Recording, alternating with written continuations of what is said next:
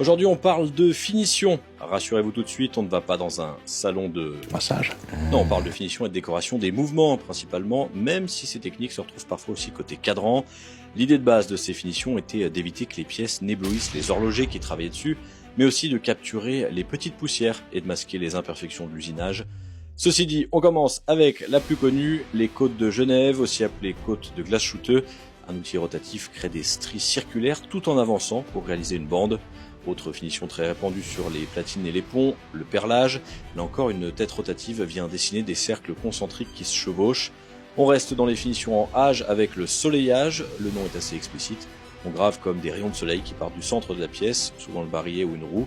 Si on remplace les traits droits par des spirales, ça devient du colimaçonnage. Et si on fait des cercles concentriques qui partent du centre, ça s'appelle du cerclage. Place au satinage maintenant, qui consiste en des traits droits et parallèles. On retrouve ça chez Panerai notamment.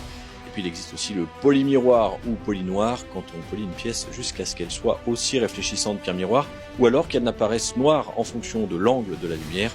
Il faudrait aussi parler anglage ou guillochage. Ça sent l'épisode 2.